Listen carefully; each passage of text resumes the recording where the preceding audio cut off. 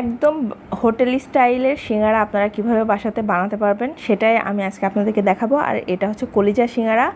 আমার মতে এই সিঙ্গারাটা সবার একবার হলেও ট্রাই করা উচিত। আর এই ভিডিওতে আমি খুব ডিটেলসে দেখানোর চেষ্টা করব, স্টেপ বাই স্টেপ না কেটে ফলো করবেন, তাহলে কিন্তু খুব পারফেক্টলি এই সিঙ্গারাটা আপনারা ঘরেই বানাতে পারবেন। তো প্রথমে যেটা করতে হবে, একটা বোলের মধ্যে আমি এখানে 3 কাপের একটু বেশি ময়দা নিয়ে নিয়েছি। অবশ্যই ময়দা নিতে হবে, এটা কিন্তু আটা দিয়ে করলে খুব একটা বেশি টেস্ট ভালো হবে না। আর এখানে কালো জিরা দিয়ে দিচ্ছি 1 চামচের মতো, এটা দিবেন, খুব ভালো টেস্ট অ্যাড হয়। স্বাদ মতো লবণ দিয়ে দিলাম, আর হাফ কাপের একটু কম তেল দিয়ে দিচ্ছি। তেলটা একটু বেশি দিতে হবে, কারণ এটা একটু খাস্তা করতে হলে তেলটার পরিমাণ একটু বেশি দিতে হবে। তো খুব ভালো করে মাখিয়ে নিচ্ছি। কিভাবে বুঝবেন যে এই আপনার মাখানোটা পারফেক্ট হয়েছে? যখন আটাটাকে আপনি মুট করে ধরবেন, তখন এটা মুট পাকিয়ে যাবে, আর টাচ করলে আবার ভেঙে যাবে। এটা হচ্ছে বোঝার সবচাইতে পারফেক্ট একটা ওয়ে। এখন অল্প অল্প করে পানি দিয়ে এই ডোটাকে আমি মাখিয়ে নিব। বেশি পানি দিতে যাবেন না, তাহলে কিন্তু নরম হয়ে যাবে, তখন কিন্তু উপরের ক্রাস্টটা ভালো হবে না, আর শেপটাও ভালো হবে না।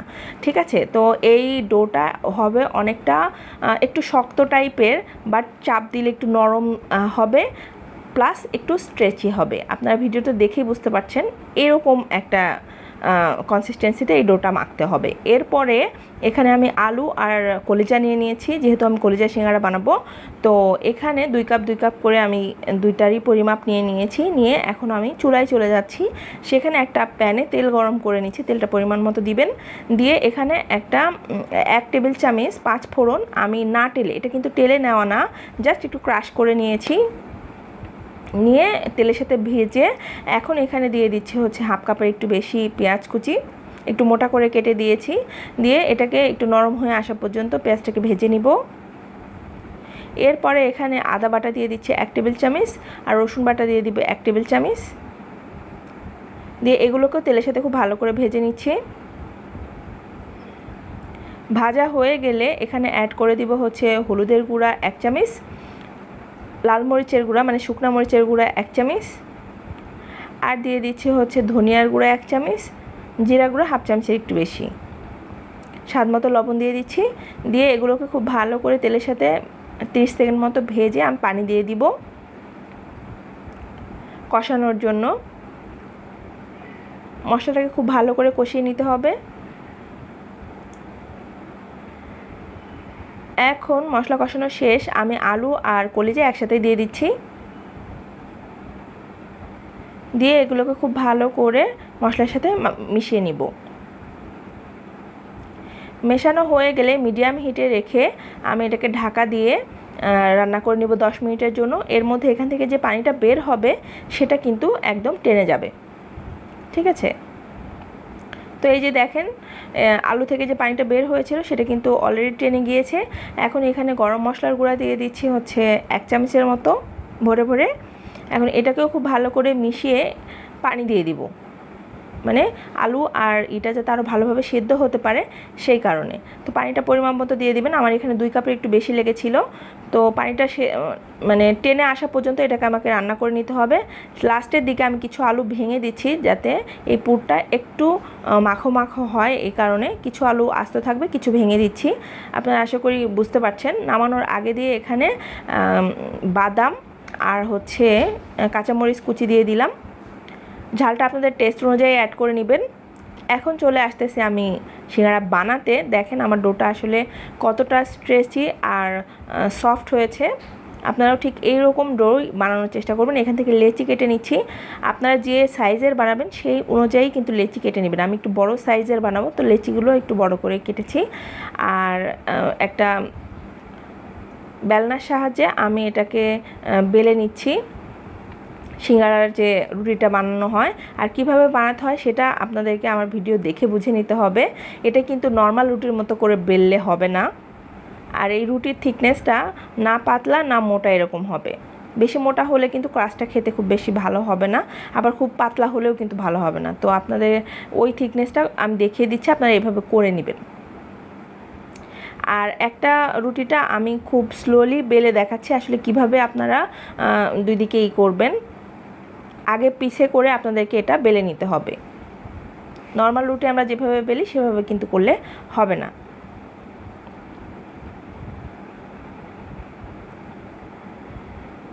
তো আমি আরও একটা করে নিলাম। এখন আপনাদেরকে আমি দেখাবো হচ্ছে ফোল্ড করা। হ্যাঁ, সিঙ্গারার কিন্তু অনেক ধরনের ভাঁজ আছে, আমার কাছে যে দুইটা খুবই সহজ মনে হয়েছে সেটাই আপনাদের সাথে শেয়ার করছি, আশা করি আপনাদের ভালো লাগবে। তো এখানে কিছু রুটি আমি নিয়ে নিয়েছি, মানে সিঙ্গারা যেটা বানানো হয় সেই অর্ধেকটা নিয়ে নিয়েছি রুটি। এখন এখানে পানি লাগিয়ে দিব একটা পাশ ফোল্ড করে। হ্যাঁ, ভিডিওটা ভালো করে ফলো করলে কিন্তু আপনারা এটা পারবেন করতে, খুব বেশি কঠিন কিছু না। অপর পাশটা এনে লাগিয়ে দিচ্ছি, আর ওই মাথাটা খুব ভালো করে বন্ধ করতে হবে, কারণ ওখান থেকে যদি ফাঁকা থাকে তাহলে তেল অ্যাবজর্ব করতে পারে বেশি। আর এখন এই ভেতরে পুরটা আমি দিয়ে দিচ্ছি, যেটা কলিজা দিয়ে আমি বানিয়ে রাখছিলাম। তো পুর দেওয়া শেষ হলে উপরের সারফেসটা একটু সমান করে নিচ্ছি। এরপরে চারিদিকে আবারও পানি লাগিয়ে দিব। এখানে অন্য কোনো গামের দরকার নেই, পানি হলেই হবে। এরপরে দেখেন এক পাশটা কর্নার থেকে ভাঁজ করে নিলাম। এরপরে পিছনের সাইডে আবারও পানি লাগিয়ে অপর পাশটা জাস্ট এভাবে এনে একটার সাথে আরেকটা লাগিয়ে দিলাম, হয়ে গেল। চাইলে এভাবেও বানাতে পারেন, চাইলে আমি আপনাদেরকে আরেকটা ভাঁজের একটা দেখিয়ে দিচ্ছি, চাইলে সেটাও কিন্তু ফলো করতে পারেন। আগের স্টেপগুলো বরাবর একই থাকবে, জাস্ট এখান থেকে একটু চেঞ্জ হবে। পানি লাগিয়ে পেছনের অংশটা সামনের অংশের সাথে লাগিয়ে দিচ্ছি।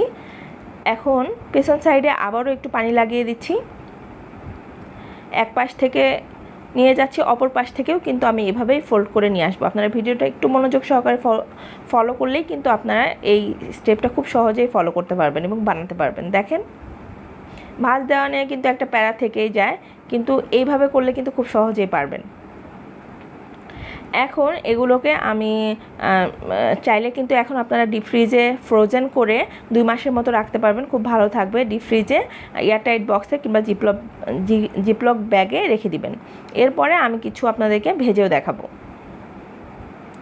এটা রাখাতে একটা সুবিধা কি, ইনস্ট্যান্ট মেহমান আসলে কিন্তু আপনারা হুট করে ভেজে দিতে পারবেন, তখন এত প্যারা নিতে হবে না। তো চুলায় একটা প্যান গরম করে এখানে আমি তেল গরম করে নিয়েছি, আর হিটটা অবশ্যই মিডিয়াম টু লোতে থাকবে। আমার একটু তাড়াহুড়া ছিল, হিটটা কিন্তু একটু বেশিই ছিল, এই কারণে হিটটা যদি বেশি থাকে তখন হবে কি সিঙ্গারার উপর দিয়ে দেখবেন যে ফুলে ফুলে উঠেছে, কিংবা আমি বলি ফুসকা পড়া, এরকম হবে। কিন্তু আপনি যদি মানে হিটটা একটু মিডিয়াম টু লোতে রাখেন তাহলে কিন্তু আর এই সমস্যাটা হবে না, উপরের সার্ভিসটা খুবই বেশি স্মুথ হবে, দেখতেও ভালো লাগবে।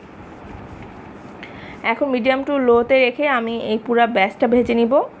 আমার কিন্তু সিঙ্গারা ভাজা অলমোস্ট শেষ, এখন উঠিয়ে নিচ্ছি।